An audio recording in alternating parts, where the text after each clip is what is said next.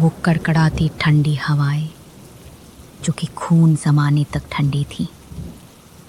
ठंड से पूरा गांव जूझ रहा था और धूप जो कि उगने का नाम ही नहीं ले रही थी।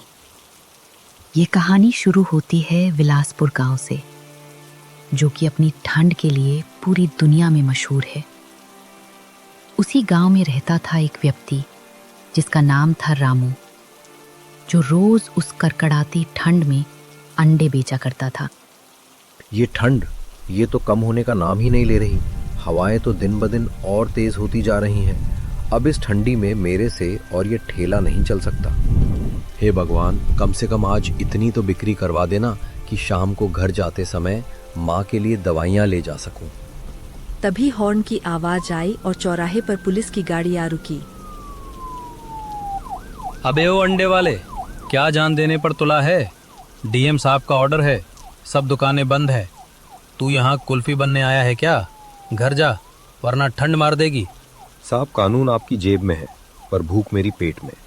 आप ड्यूटी कर रहे हैं वर्दी के लिए, मैं ड्यूटी कर रहा हूँ उस बीमार माँ के लिए जो घर पर दम तोड़ रही है। जनवरी की ये ठंड मेरी गरीबी से ज्यादा ताकतवर नहीं है साहब। अच्छा ठीक है, 2-4 अंडे बेच और ठेला बंद करके घर निकल समझा, वरना ये ठंड छोड़ो।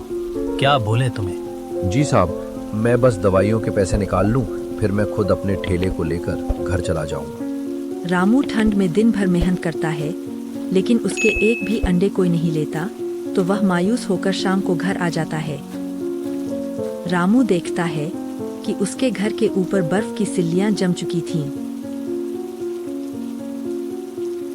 हे भगवान, ये इस साल कुछ ज्यादा ही ठंड पड़ रही है। छोड़ो, अब चलता हूँ माँ की हालत देखने। आज भी दवाई के पैसे नहीं जुटे।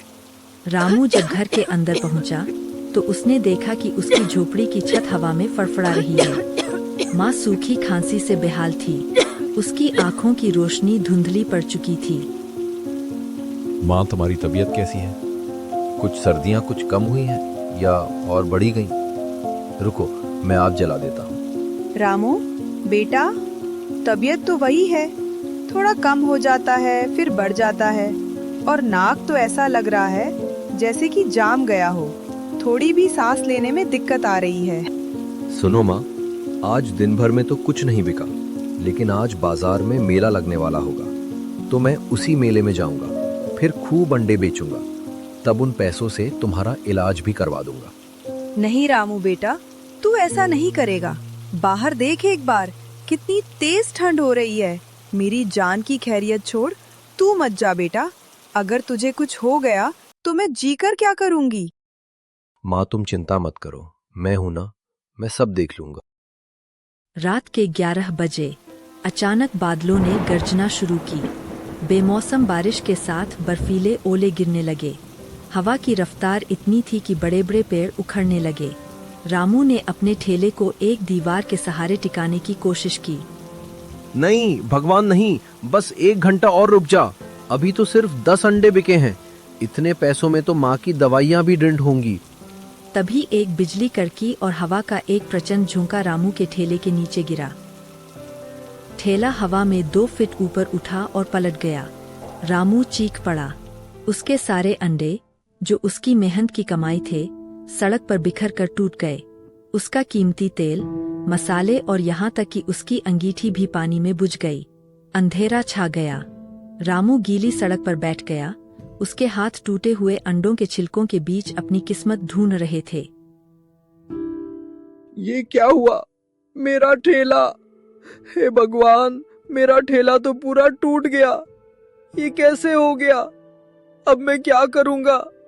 ना तो मेरे पास पैसे हैं, ना ही कुछ। मेरी माँ की दवाइयाँ भी अब कहाँ से आएंगी? गांव के बाहर एक खंडहर हो चुके मंदिर में रामू पहुंचा।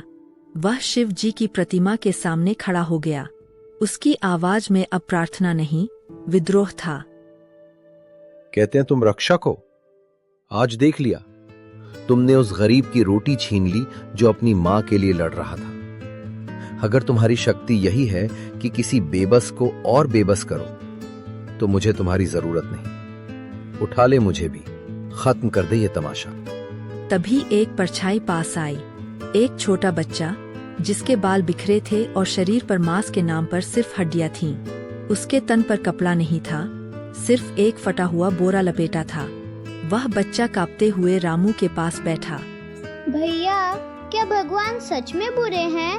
मुझे तो भूख लग रही है, पर मैं उन्हें नहीं कोसता। क्या आपके पास एक निवाला होगा? बहुत दिन से पेट में आग लगी है। रामू ने बच्चे की ओर देखा। उसकी खुद की तकलीफ उस बच्चे की मासूमियत के आगे छोटी पड़ गई। रामू के पास एक पुराना मफलर था और जेब में एक सूखी रोटी जो उसने अपने लिए रखी थी। मैं तुम्हें क्या बताऊं, मेरा तो सब कुछ बर्बाद हो गया, सब कुछ। अब ना तो मेरे पास कुछ खाने को बचा है और ना ही कुछ देने को। अब मैं क्या करूंगा, मुझे कुछ समझ नहीं आ रहा है। आपने ये रोटी दे दी, यही मेरे लिए बहुत है। आपका बहुत बहुत धन्यवाद। इतना कहकर वह बच्चा वहां से चला जाता है।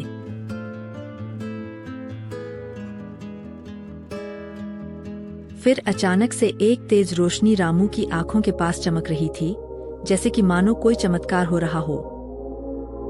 सामने से जैसे ही रोशनी हटी तो रामू ने देखा कि उसके सामने एक विशाल रूप में साक्षात भगवान खड़े थे। रामू को कुछ समझ नहीं आ रहा था, उसने यह दृश्य पहली बार देखा था। उठो रामू, जिसे पूरी दुनिया कंगाल कह रही थी, आज वो सबसे बड़ा दाता निकला। तूने अपनी आखिरी रोटी दान कर दी, ये जानते हुए भी कि तेरे पास कल के लिए कुछ नहीं है। तेरी माँ का कष्ट मैंने हर लिया है। जा, तेरा घर अब दुखों का मोहताज नहीं रहेगा। हे भगवान, मेरी आंखों पर मुझे भरोसा ही नहीं हो रहा है। क्या मैं कोई सपना तो नहीं ना देख रहा हूँ? मुझे आपके दर्शन हो गए भगवान। अब मेरी जिंदगी की सारी ख्वाहिशें पूरी हो गईं। मैंने आज क्या देख लिया, मेरी जिंदगी अब सफल हो जाएगी। जाओ रामू, अब तुम्हारी माँ की तबीयत बिल्कुल ठीक हो जाएगी, मेरा ये वरदान है। और तुमने जो मुझे रोटी दी थी, उसके बदले में मैं तुम्हें एक ऐसा वरदान देता हूँ कि तुम्हें आज के बाद से कभी, कहीं भी, किसी भी परिस्थिति में खाने की दिक्कत नहीं होगी। भगवान, आपका लाख लाख धन्यवाद जो आपने मुझ पर इतनी कृपा दिखाई। मैं आपका जिंदगी भर के लिए आभारी रहूंगा। आपका बहुत बहुत धन्यवाद। फिर भगवान वहां से हवा में लीन हो जाते हैं। अगली सुबह जब रामू उठता है तो सबसे पहले दौड़कर जाता है अपनी माँ के पास। माँ, माँ कहाँ हो माँ? तुम्हारी तबीयत कैसी है माँ? माँ, तुम कहाँ हो? अरे रामू बेटा, मैं बाहर बैठी हुई हूँ। आज बड़े ही दिनों बाद बहुत खिलखिलाती धूप हुई है। रामू दौड़कर घर के बाहर आता है। माँ, तुम्हारी तबीयत कैसी है? खांसी कैसी है? बुखार कैसा है? सब कुछ ठीक तो है ना माँ? रुको, मैं अभी दवाई ले आता हूँ। अरे अरे शांत हो जा, मेरी बात तो सुन। क्या बोल रहा है? तबीयत? मेरी तबीयत को क्या होगा? मैं तो एकदम ठीक हूँ। मुझे क्या होगा?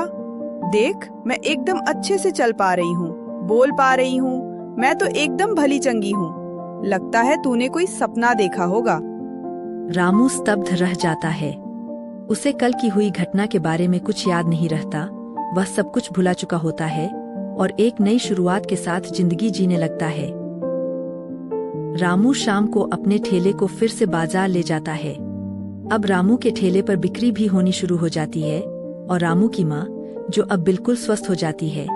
रामू भी अब बिना किसी टेंशन के सारे दिन अंडे बेचता और खूब पैसे कमाता। अब दोनों माँ बेटे बहुत अच्छे से रहने लगे। उनका जीवन सफल हो जाता है।